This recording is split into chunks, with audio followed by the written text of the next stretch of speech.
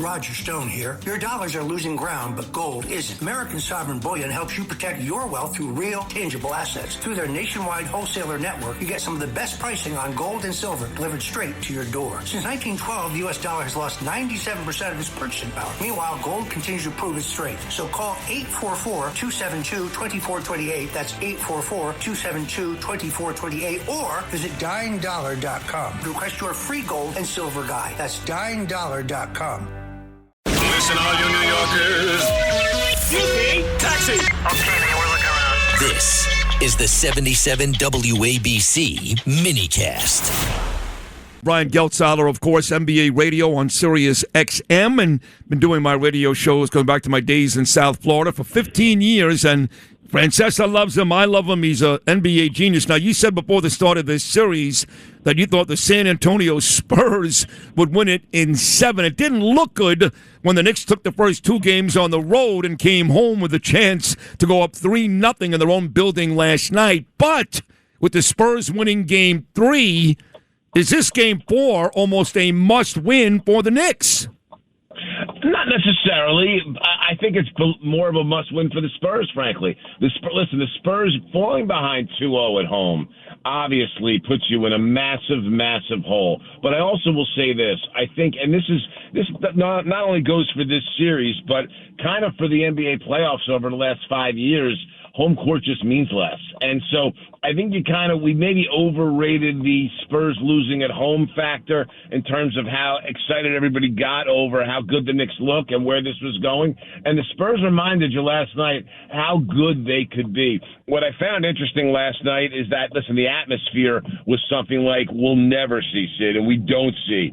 It seemed to be that the Spurs were able to almost fend off the atmosphere. They were annoyed by it and not distracted by it, and it seemed to fuel them a little bit. The Knicks seemed to be kind of in awe of the atmosphere a little bit early on. Yep. Knicks got off to a rough start and spent some time recovering from it. I think that's true. They were down 16-6. I think they were still looking for President Trump and the Raptors and, weren't turning the basketball over and not making shots. Look, at the end of the day, the Spurs outplayed the Knicks last night. They deserve to win. But Knick head coach Mike Brown, who's a very easygoing guy, he's not one of those fiery coaches who kicks things and yells and screams.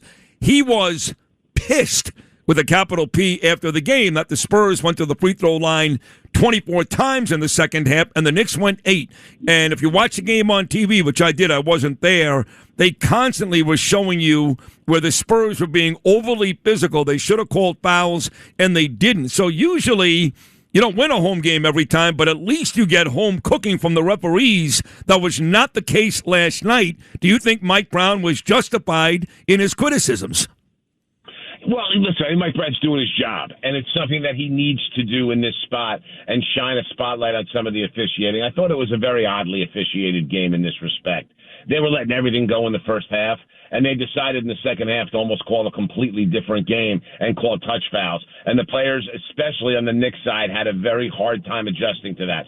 Listen, the Spurs got away with some stuff, but I will tell you, if you watch what happened off the ball with Karl Towns on Victor Wembanyama, they could have called 12 fouls on Towns. So I kind of think some of that went two ways. With all that said, I don't blame Mike Brown. You want to point out a free throw disparity to help you into the next game. The problem is the free throw disparity reflects less uneven officiating and more of the style of play. Wembanyama was omnipresent defensively last night. He was a shadow for Anunoby off the dribble. And Anunoby, by the way, was pretty good with him off the dribble and took it to him and didn't see the ball enough.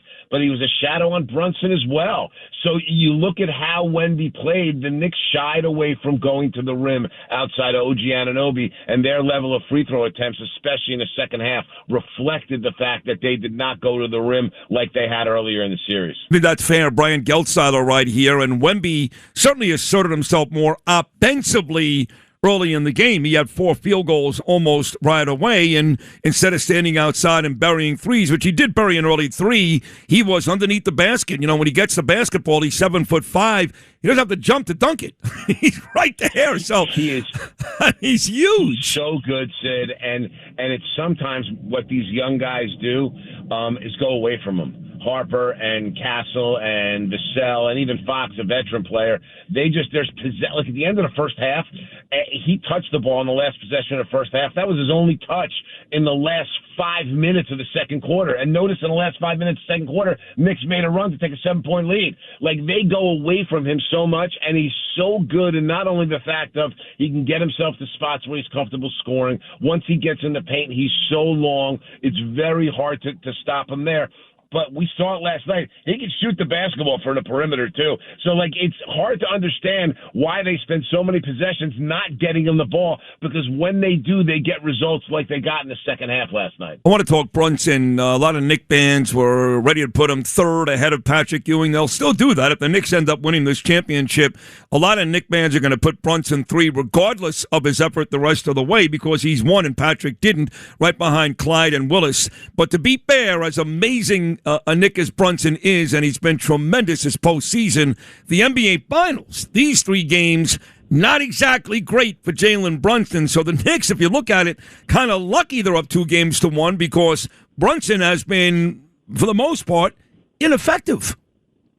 Yes, he has. He's played, listen, and the reality is he's played about 1 good quarter in 12 quarters. And I give a lot of the credit there to the San Antonio Spurs for how they're defending him.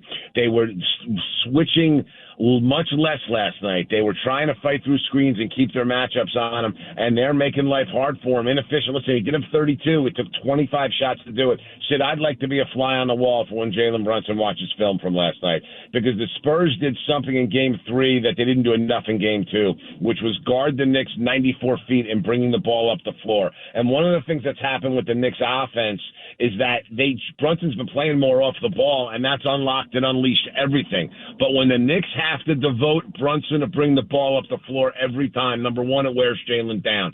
Number two, Brunson has a bad habit of bringing it up and not getting it out of his hands and not leaving the ball. Brunson has been at his best here for the Knicks in these playoffs, spending a lot of time playing off the ball where they're running things through Towns. Now, listen, they did a very good job of blocking Towns' passing lanes, having Wemby not guard him but play off a heart in the paint. It made life harder to run through things at the elbow. But I'd be interested to see what Jalen Brunson would think of his own performance, and we won't ever hear it in the media, in terms of the fact that when he did get the ball over midcourt, he wasn't relinquishing it often enough or fast enough for the Knicks to run offense outside of him isolating. And I think that was the fundamental problem with the Knicks offense last night. Be very interested to see what kind of adjustments they make to deal with that, because it may require putting another skilled ball handler on the floor next to him. Listen, Hart's a good ball handler, not good enough for this kind of defense.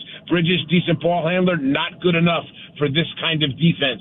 So I'd be curious to see how the Knicks personnel-wise and scheme-wise adjust for the fact that really they've kind of trapped Brunson into playing the kind of offense San Antonio wants him to play. So if Hart can't do it and Bridges can't do it, is that guy on the Knicks roster?